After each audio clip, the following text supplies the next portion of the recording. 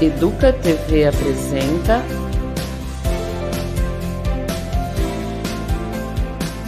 Vamos Conversar? Olá, seja muito bem-vinda e muito bem-vindo ao videocast aqui da Educa TV, o Vamos Conversar. E você já sabe, esse é um espaço de conhecimento, diálogo, reflexão, porque é conversando que a gente se entende. E hoje, no último programa do ano, nós vamos fazer um balanço sobre a educação em Campinas e sobre os temas que foram discutidos ao longo todos esses episódios que nós trouxemos aqui durante todo o ano de 2023. Por isso, eu tenho dois convidados muito importantes aqui na nossa bancada hoje, o secretário de Educação, José Tadeu Jorge. Seja bem-vindo, professor. Obrigada pela presença. Eu que agradeço, é um prazer enorme estar aqui. E também a Ângela Facchini, que é representante regional leste. Muito obrigada, Ângela, pela presença. Eu que agradeço, Lilian. Então, eu já dei aqui as primeiras credenciais, mas eu gostaria que vocês falassem um pouquinho mais sobre cada um de vocês, sobre a atuação e sobre aquilo que é importante destacar aqui na nossa conversa de hoje. Por favor, Ângela, se você puder começar.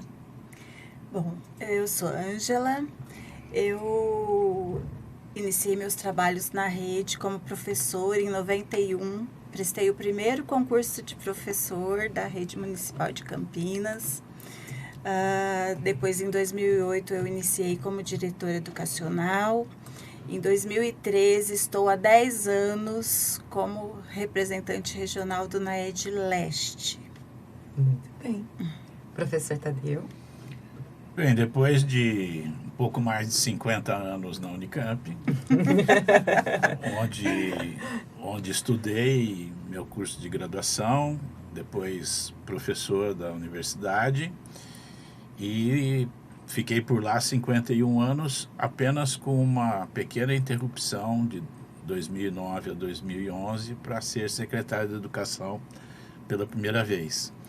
E voltei agora como secretário de Educação a partir de 2021. Então estou completando quase 3 aninhos na secretaria. E, portanto, a minha carreira toda ou foi na Unicamp ou foi na Secretaria de Educação. Muito bem. E eu gostaria que a gente começasse nossa discussão com uma pergunta um pouco mais filosófica, vamos dizer assim. Mas acho que é importante a gente falar, por mais que isso seja fundamental e óbvio, da importância da educação, né? O que é a educação, e principalmente a educação municipal, né? Que trata de crianças. A gente tem o EJA também, de jovens e adultos. O que uma rede municipal de educação representa na vida da cidade, na vida das pessoas, professor? Bom, acho que a gente precisa destacar a educação como um todo, né? A educação é um sistema. Eu sempre gosto de usar essa figura, né, do sistema. O que é um sistema? É uma série de etapas encadeadas, onde a etapa seguinte depende de como foi a anterior e serve de base para a próxima. E por que eu começo destacando esse conceito de sistema? Porque a rede municipal atua nas 2 primeiras etapas desse sistema, a educação infantil e o ensino fundamental. Portanto, a construção do alicerce e a consolidação desse alicerce se faz na rede municipal. Isso serve para mostrar a importância maior desse papel do município, da rede municipal de educação. Abrangendo as crianças no seu momento de maior capacidade de aprendizagem intuitiva, que é a educação infantil, a faixa etária aproximadamente de 1 ano e meio, 2 anos até 6, 7, e 6, 7 já o início do Fundamental 1, como nós chamamos, onde a educação municipal também atua. E essa base bem construída serve para o sistema todo, né? Depois o ensino médio, profissionalizante ou não, a educação superior com pós-graduação ou não, e a educação continuada, porque a gente fica aprendendo a vida toda. É um sistema aberto, ele não termina. Nós vamos sendo educados, entre aspas, aprendendo coisas até o final da vida, né? Então, destacar a importância desse início que cabe ao município, à rede municipal. E certamente com esse alicerce bem construído, nós vamos efetivamente formar as pessoas que comandarão esse país no futuro. E comandarão não no sentido político, comandarão no sentido de fazer desse país, né, algo com mais justiça, com mais equidade, com melhor convivência, tolerância, enfim, todos os princípios que a educação sempre defende e procura incutir na formação das nossas crianças, dos nossos jovens, para ter um país cada vez melhor. Bom, Lília, existe um jargão que diz que a educação transforma o mundo, né? Um pouco acho que disso que o Tadeu está falando para a gente. Acho que essa base que a municipalidade oferece, né, ela vai fazer com que os adultos sejam adultos melhores, né, não sejam críticos, não caiam no senso comum e consigam se desenvolver plenamente como cidadãos, né? Eu acho que isso é o mais importante da educação. E neste ano de 2023, o que vocês acreditam que tenham sido os maiores desafios aqui na nossa cidade na educação, professor? A educação, é difícil você limitar temporariamente os desafios da educação, né? Educação é um processo e esse processo leva tempo, né? Então é muito difícil dizer assim, 2023 foi isso. Mas é sempre importante lembrar que 2023 a gente ainda pode dizer que estamos saindo do problema da pandemia. Sem dúvida. Né? Nós lançamos o projeto Superação em 2022. Esse projeto Superação visava resgatar um pouco do déficit da ausência, provocado pela ausência da escola presencial. O ano de 2020 praticamente não teve escola presencial. 2021, durante alguns meses também não. E depois houve um retorno muito aos poucos, né, que tomou praticamente 2021 todo. E o ano letivo de 2022 foi efetivamente a retomada da escola presencial na sua plenitude. E a escola presencial faz uma falta danada para as crianças nessa faixa etária da educação infantil e do ensino fundamental. Por quê? Porque é justamente nesse momento que as crianças estão mais curiosas, mais aguçadas para a aprendizagem, é algo intuitivo, como eu destaquei há pouco. Então, é onde mais a criança sente necessidade de interagir, de ter uma orientação, de ser estimulada a aprender, né? E sem a escola presencial, isso não foi feito na sua plenitude. Então, o projeto Superação que nós lançamos foi um reordenamento curricular, uma nova sistemática de encadeamento das disciplinas de aprendizagem, dos roteiros, das ações, das atividades de aprendizagem, para que esse tempo perdido, digamos assim, pudesse ser recuperado, pudesse ser resgatado nessa aprendizagem.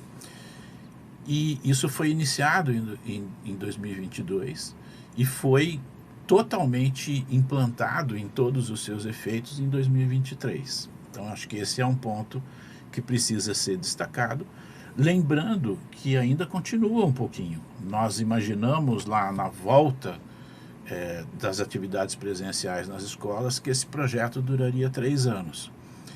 Já foram 2, né? Parece que nem faz tanto tempo assim, né? Mas já foram 2 anos e vamos ainda este ano com algum cuidado nesse resgate, nesse trazer para a fase adequada da idade da criança, a aprendizagem. Mas há muitas outras coisas na educação que continuam como desafios, né? Nós estamos construindo 16 escolas de educação infantil, ao mesmo tempo, algo que parecia um desafio quase que impossível de executar, mas 16 escolas sendo construídas ao mesmo tempo durante este ano, e que vai permitir que coloquemos mais 5.000 crianças nas escolas de educação infantil. Isso é um avanço muito grande, porque Campinas tem um déficit histórico de atendimento nessa faixa etária, principalmente de creche, né? A primeira parte da educação infantil, que é a creche. E estamos concluindo essas obras. No ano que vem já começaremos a fazer funcionar essas escolas, dando a oportunidade absolutamente indispensável e necessária para que todas as crianças possam estar na escola desde a educação infantil. Então esse é um outro destaque, mas não é só o ano de 2023, tanto que elas vão funcionar só em 2024. Mas é assim, um marco importante nessa ação. E muitas coisas que ainda não aparecem, né? Talvez até antecipando, se você vai perguntar o que nós vamos fazer em 2024. Pode. Talvez eu esteja apressando Não aqui tem o problema. roteiro. Mas passamos durante 2023 numa discussão muito intensa na Secretaria sobre o ensino fundamental de educação integral, né? Projetando como isso seria e pensando numa escola, num projeto arquitetônico de uma escola de ensino fundamental que abordasse a temática central da educação integral, né? Mas isso não aparece, né, para fora da Secretaria, é uma coisa interna, mas que é fundamental, porque vai ser o suporte desse novo projeto de educação integral no ensino fundamental. Muito bem.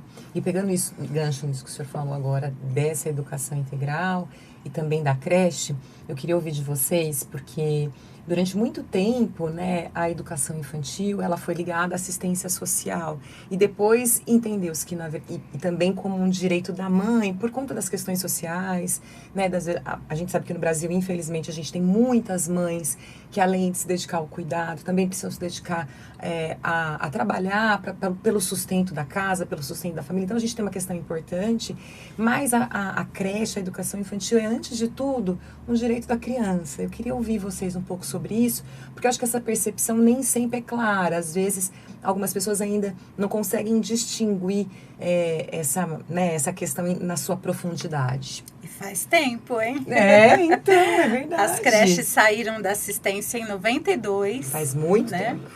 Faz bastante tempo.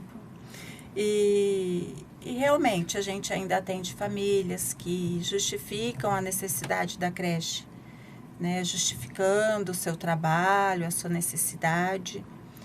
Mas as creches, todos os 6, né, que são centros de educação infantil, elas são voltadas para o direito da criança, né? E aí, por isso que elas têm um currículo, né? Por isso que elas têm todo um trabalho, o direito da criança que é priorizado nas creches. É preciso ressaltar o nome, né? Não é à toa que chama educação infantil.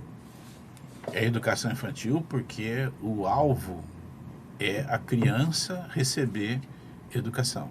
Então, claramente, sem dúvida nenhuma, um direito da criança. Até mesmo a Constituição brasileira explicita dessa forma, né? E depois todas as leis que ancoram todo o sistema de educação vão repisar esse conceito de que é pela criança, é por causa dela que a educação se dá, né, a partir da educação infantil e passando por todas as outras etapas, aí, claro, com a evolução natural, deixando de ser criança, né? Mas é claro que num país tão carente como é o nosso, o fato de a criança estar num lugar seguro, num lugar corretamente articulado para um convívio diário da criança, é claro que isso dá muita tranquilidade para pais e mães trabalharem e poderem se dedicar às questões de sustentação da família como um todo. Mas nunca podemos esquecer que o foco é a criança e é um direito dela receber a educação. Muito bem. E aí, falando ainda nos direitos das crianças, falando sobre o processo todo de educação, a gente acabou, esse é o último episódio da nossa temporada, né, do Vamos Conversar de 2023. E agora, em novembro, a gente fez todo um mês falando de questões étnico-raciais. E aí, eu queria muito ouvi-los também sobre isso, porque também existe uma lei que não é tão nova assim, né, que fala sobre o ensino, mas é uma temática que, felizmente, vem ganhando destaque e vem se mostrando cada vez mais necessária. Então, eu queria ouvi-los sobre a educação antirracista, como isso tem sido feito e quais são já aquilo que a gente consegue ver de evolução nessa discussão. Lilian, a educação antirracista, né, faz parte do nosso currículo, né? Nós temos diretrizes, temos currículos todos voltados, temos um centro que é o MIPID que trabalha com isso. As questões raciais, elas, por muitos anos, né, elas são arraigadas nas pessoas. E eu acho que é muito importante a gente abordar esse tema, não no mês de novembro, no mês de janeiro, em todos os meses a gente tem que falar sobre isso, porque as atitudes racistas, muitas vezes elas não são nem perceptíveis, né? A gente mesmo às vezes toma alguma atitude que tem conteúdo racista sem perceber, porque a gente acaba meio que banalizando algumas ações. Né? Então, é por isso que a gente precisa esclarecer a população, os servidores, todo mundo. A gente precisa estar sempre trabalhando com essa temática.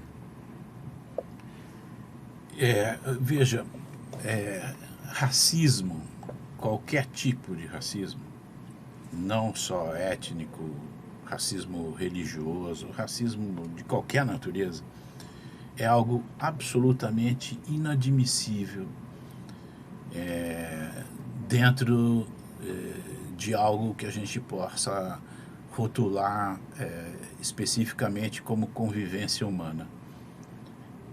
Não é possível que a humanidade consiga sobreviver muito tempo tendo atitudes de exclusão, atitudes de questionamento daquilo que as pessoas aceitam, gostam e querem ser.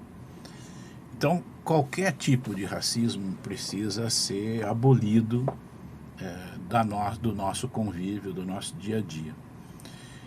E por que isso é tão importante na escola?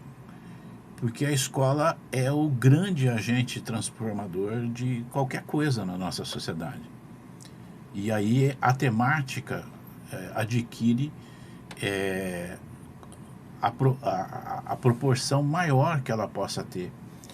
Porque a partir da educação das crianças, nós transformamos as famílias transformam os seus entornos, esses entornos vão transformando a sociedade como um todo. Então, transmitir fortemente essa maneira de entender o mundo, de tolerar as pessoas, de conviver com as pessoas, é talvez o papel mais importante que a escola possa executar.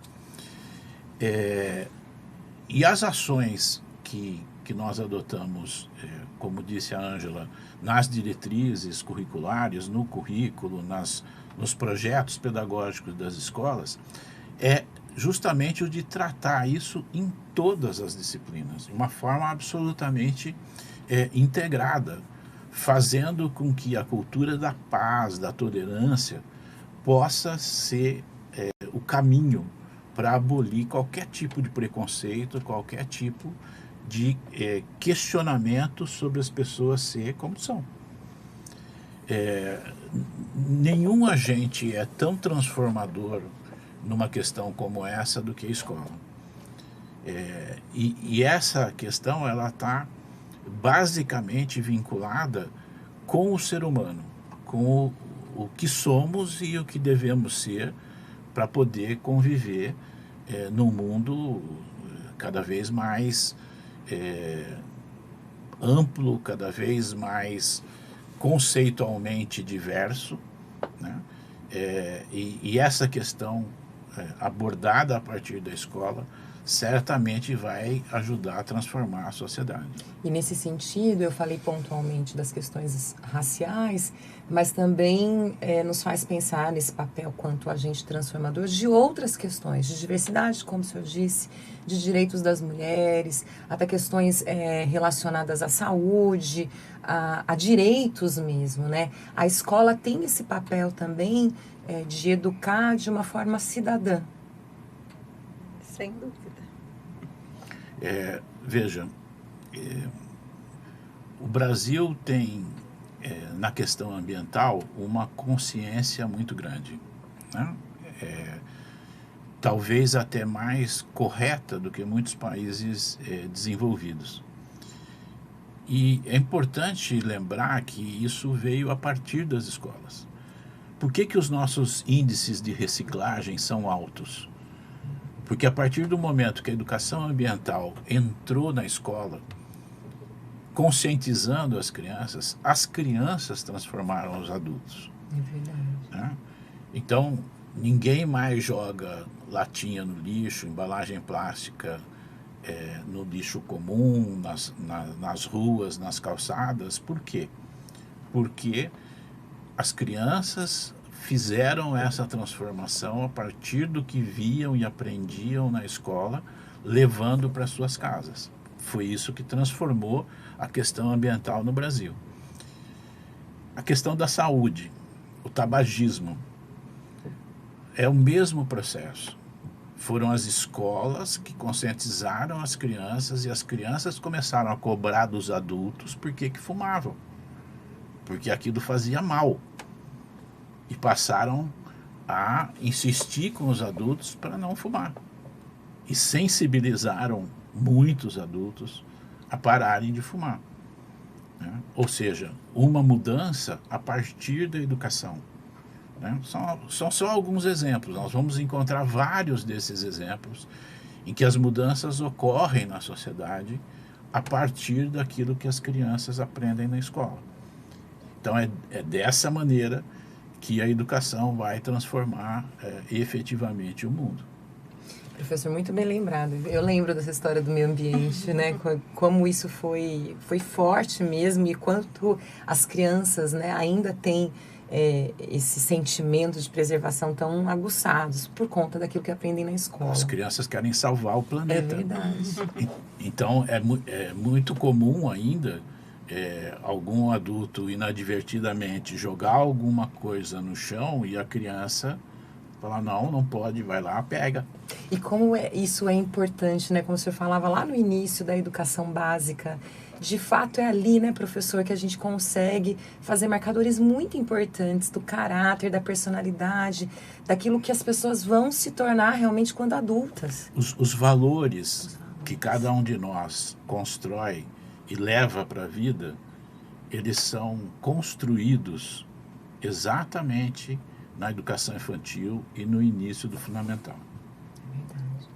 E aí entra também parte fundamental de todo esse processo, que são os servidores. que são as professoras, os monitores, todas as pessoas envolvidas numa cadeia que é muito grande, né? Por conta até da nossa cidade, ser uma cidade muito grande e muito complexa, né?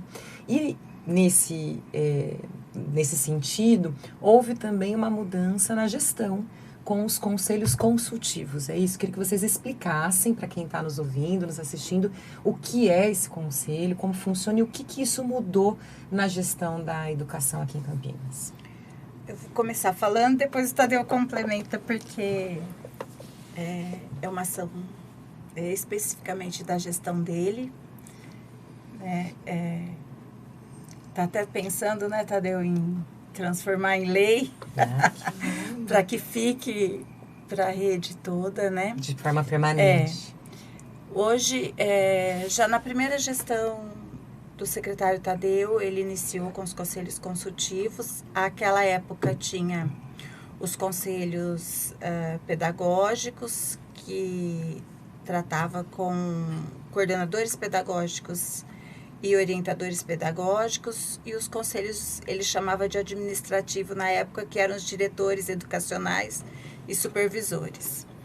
Né? Hoje, com o nosso avanço de gestão, na perspectiva da gestão democrática, nós entendemos que seria importante fazer um conselho com a equipe gestora. Então, é um conselho de gestão, que aí entra diretor educacional, vice-diretor e orientador pedagógico, que são as pessoas que fazem parte da equipe que faz a gestão nas escolas. E aí ele faz um outro conselho pedagógico, que é com os coordenadores pedagógicos e os supervisores educacionais.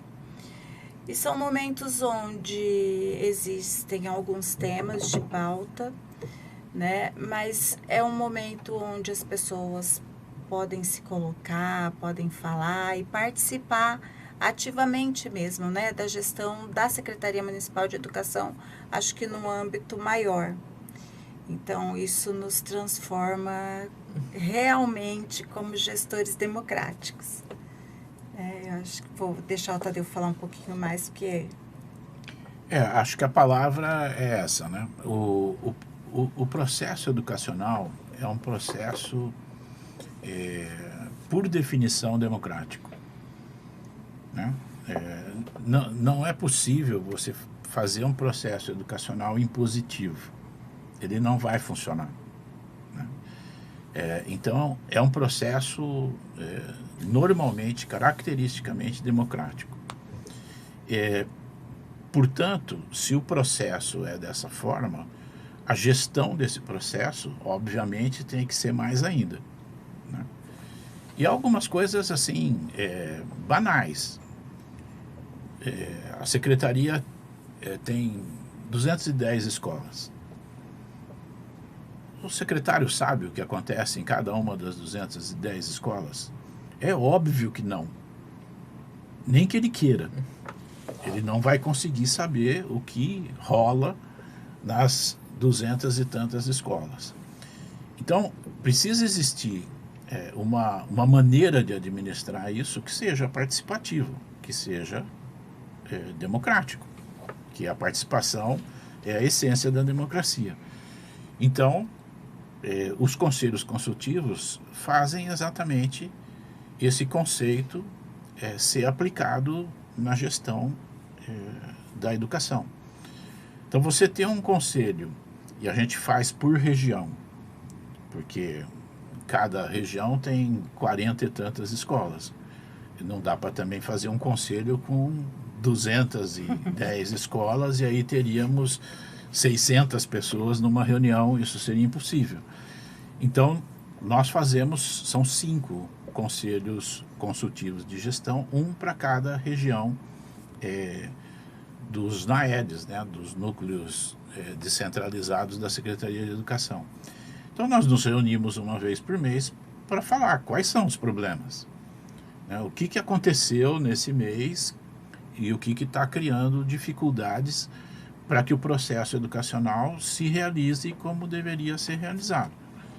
Então, desde coisas corriqueiras, tipo a limpeza da escola, a sistemática de transporte que leva os alunos para a escola, até coisas mais, digamos, conceitualmente maiores, como o planejamento da rede como um todo, questões que impliquem no trabalho dos professores, que dificultem a transmissão dos conhecimentos dos coordenadores para aqueles que executam lá na ponta as atividades de ensino práticas, né? Todos esses assuntos podem ser abordados. E é assim que é feito, quer dizer, a cada mês nós estamos lá ouvindo todas, e recebeu o prêmio FEAC de jornalismo na semana passada, e mostra que o caminho está bem construído, embora ainda no começo, né, pouco mais de um ano, mas tem muito a contribuir. E a EducaTV joga um papel importante na educação não formal, né? Em alguns momentos aqui nós falamos das crianças transformando família, o bairro, a cidade e por aí vai. E um canal de TV aberto, né? Sinal aberto, joga uma oportunidade de fazer com que todas as pessoas possam aprender mais. Esse é um objetivo importante da EducaTV, né? Então eu posso dizer que, como secretário, eu tenho muito orgulho de ter iniciado a EducaTV, né? Comemorado o primeiro aniversário, o primeiro prêmio, e bom, vamos em frente, né? Que tem muita programação para fazer, né? Se um dia, quem sabe, a gente vai preencher as 24 horas, aí ao invés desse tempo pequeno que logo se foi, né? Foi um prazer enorme estar aqui, a gente possa ficar mais tempo aqui conversando sobre educação. Muito obrigada, secretário. Obrigada pela confiança, pela oportunidade, e que a gente realmente ainda tenha muita programação pela frente, muitos anos pela frente. Eu agradeço muito a você também, que ficou com a gente durante todo 2023. Obrigada pela sua companhia, pela sua audiência. Obrigada a toda a equipe da EducaTV, a nossa equipe de produção do Vamos Conversar, a nossa equipe técnica. Esse foi um ano de muito aprendizado, realmente, e de muitos bons resultados. E a gente já está preparando uma nova temporada para 2024, muito especial, com muitas surpresas e com muito conteúdo. Muito obrigada, eu também desejo a você e a sua família que vocês tenham um excelente Natal, um excelente início de ano, e a gente se vê em 2024. Obrigada e até mais. EducaTV apresentou Vamos Conversar? Prefeitura de Campinas, Secretaria de Educação, Produtora Rio Brasil Digital. EducaTV Campinas, um mundo de conhecimento para você.